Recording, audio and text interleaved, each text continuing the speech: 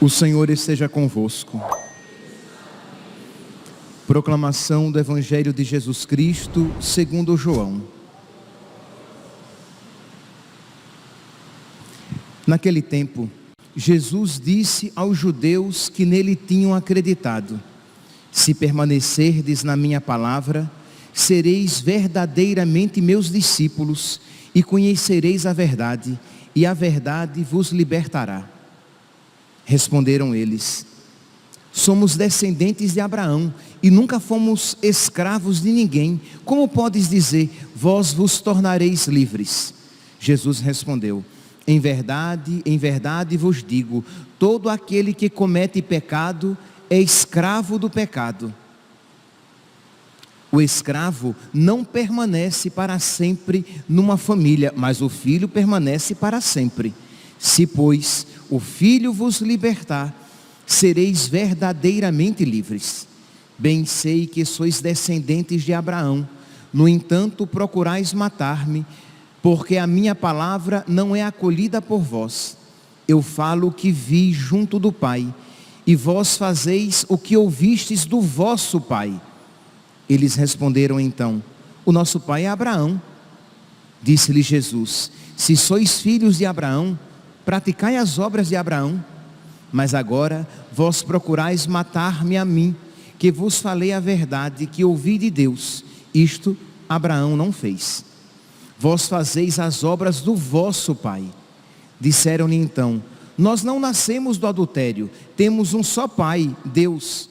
Respondeu-lhe Jesus: se Deus fosse vosso pai, vós certamente me amaríeis, porque de Deus é que eu saí e vim. Não vim por mim mesmo, mas foi Ele que me enviou. Palavra da salvação.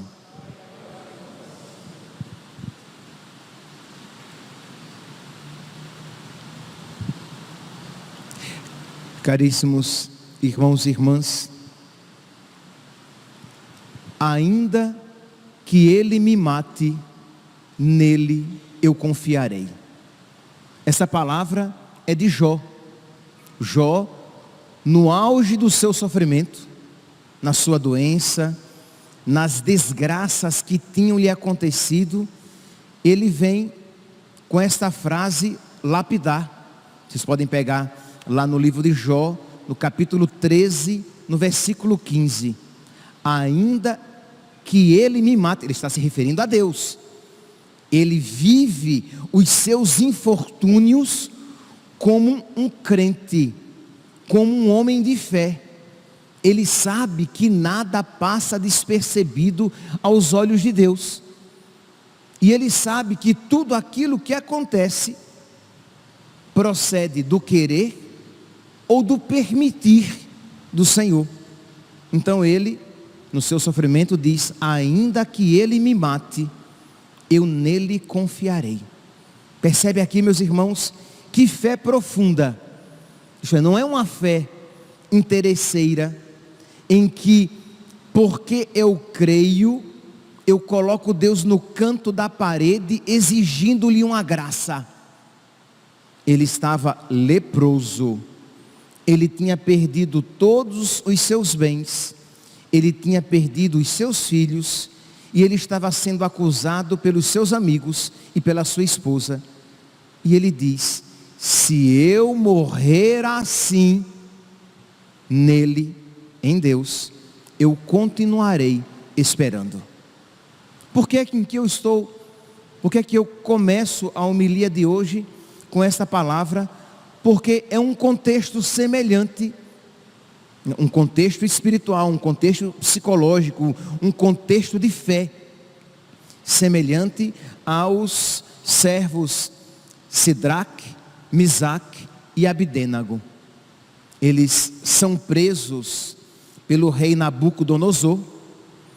Eles serão lançados na fornalha ardente.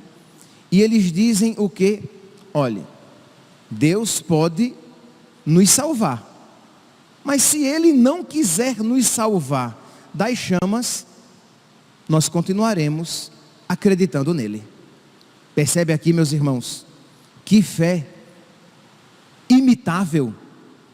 Quantas vezes isso aqui todos nós apliquemos a nós. Quantas vezes nós temos a tentação de, porque cremos, colocar condições na ação de Deus na nossa vida. Sidraque, Misaque e Abidênago tinham sido presos por causa do Senhor. Então eles tinham razões humanas para dizer, ora, se eu estou sofrendo por causa de Deus, Deus então tem a obrigação de me salvar. Eles não fazem isso. Eles dizem, se Deus pode nos salvar da fornalha ardente, mas se Deus quiser que nós queimemos, nós queimaremos. Se Deus quiser que nós nos acabemos queimados na fornalha, louvado seja Deus. Quem aqui está disposto a uma palavra semelhante, de dizer, Senhor, eu creio em Ti, e se todas as graças que eu estou pedindo não me forem concedidas, eu continuarei crendo, e se os meus medos se realizarem, eu continuarei crendo, porque embora eu não vos compreenda, em vós espero. Embora eu não vos compreenda, eu confio em vós, eu creio em vós, eu sei que vós sois bom, e o vosso querer e as vossas permissões são sempre para o meu bem, são sempre para uma razão maior, para o meu bem e para a glória de Deus, para a salvação dos meus irmãos. É esta, meus irmãos, a fé que nós precisamos lapidar em nós. Então foi por isso que Jó capítulo 13, versículo 15, vai dizer, ainda que ele me mate, eu nele esperarei, eu nele confiarei. Eu espero que vocês copiem essa frase no seu caderninho espiritual, ou vai ter permissão agora de mexer no celular, de digitar lá no celular rapidinho, no bloquinho de notas, para não esquecer, ainda que ele me mate, nele eu confiarei, nele eu esperarei. Ou a frase daqui, da primeira leitura de hoje, Daniel, capítulo 3, versículo 17 e 18, se ele quiser me salvar do fogo, ele poderá. Se ele não quiser, se ele permitir que eu seja queimado, eu continuarei. Nós continuaremos adorando a Deus e não adoraremos a estátua de ouro que Nabucodonosor, aquele ídolo que Nabucodonosor queria que eles adorassem. Vamos agora dar um segundo passo. Então, o primeiro passo que nós acabamos de dar é, Senhor, independentemente de como for a minha vida aqui na terra, eu confiarei em Ti, eu esperarei em Ti, e eu procurarei fazer em tudo a Tua vontade. Este é o primeiro passo. O segundo passo que a liturgia de hoje nos oferece. Vamos aqui para o contexto. Nabucodonosor, os israelitas tinham sido deportados para a Babilônia.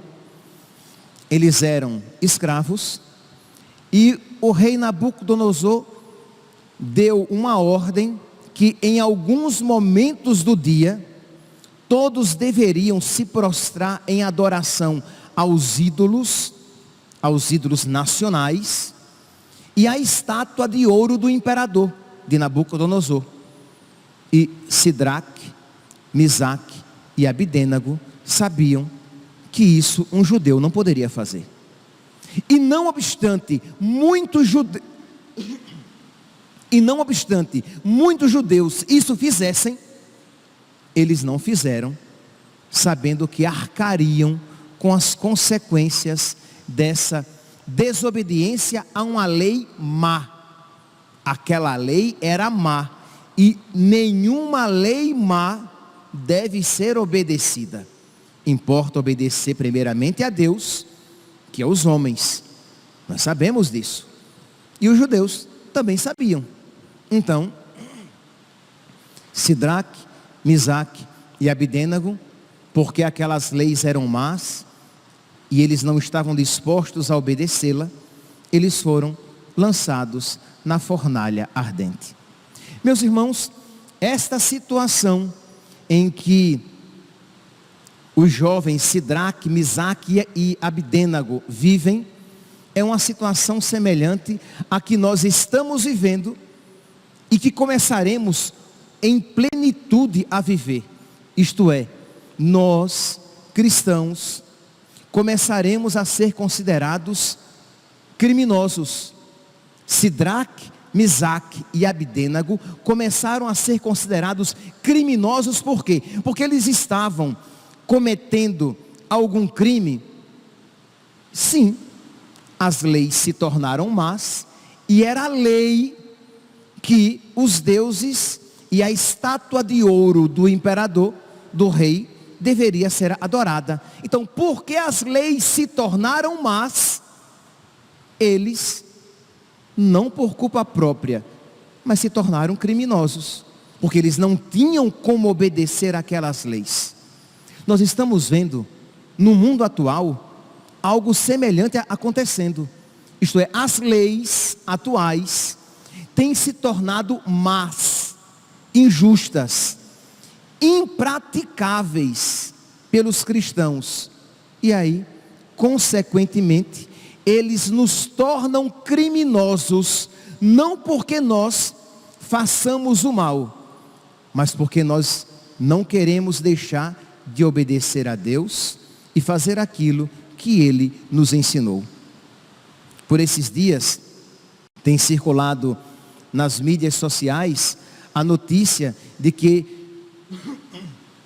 no Reino Unido, os cristãos começaram a ser tratados como extremistas, como criminosos, porque a legislação começou a dizer que todo aquele que começar com discurso de ódio a falar mal do aborto, do casamento entre pessoas do mesmo sexo e da ideologia de gênero, terá uma atitude contrária à legislação vigente no Reino Unido. Percebe? Essa lei é má, porque agora nós cristãos não podemos mais fazer aquilo que há mais de 2000 anos fazemos, e que os judeus já faziam: evangelizar, corrigir as pessoas, chamar o pecado de pecado, chamar as pessoas à conversão de vida. Não podemos mais. Nós não podemos mais ensinar o 5º mandamento da lei de Deus: não matar, porque nós só podemos dizer aquilo que agrada ao rei. Nós não podemos fazer aquilo que desagrada ao rei. Percebe? Que é a mesma situação de Sidraque, Misaque e Abidênago. Só que Sidraque, Misaque e Abidênago estavam dispostos a serem lançados na fornalha ardente, mas não desobedecer a Deus. Deixa eu ler aqui os versículos, Daniel, capítulo 3, versículos 17 e 18. Se o nosso Deus, a quem rendemos culto, pode nos livrar da fornalha de fogo ardente, Ele pode nos libertar de tuas mãos, ó rei.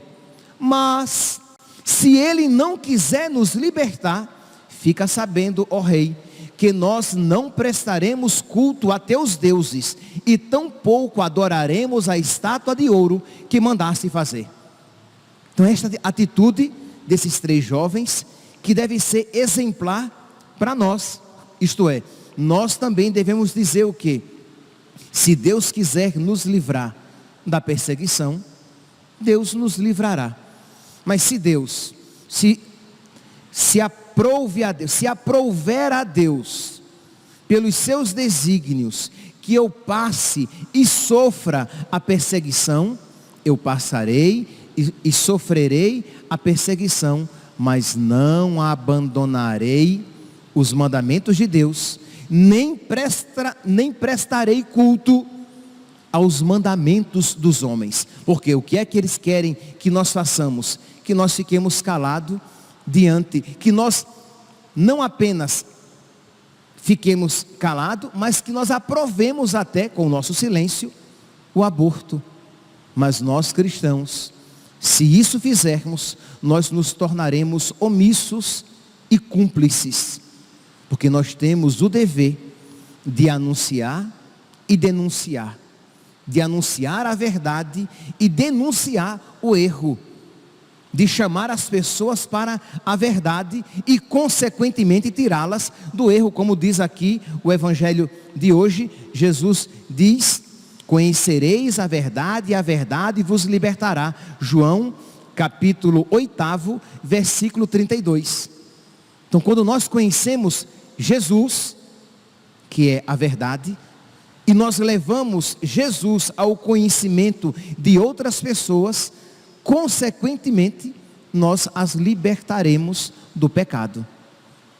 Mas, imagine um pai, por exemplo, que se ele ensinar, isso já está acontecendo, se ele ensinar ao seu filho que as práticas homossexuais são más, são pecaminosas, ele pode ser preso, porque ele está com um discurso de ódio, ele está fomentando o ódio no coração do seu filho. É isso que as leis humanas dizem, mas não é isso, meus santos, o que a lei de Deus diz.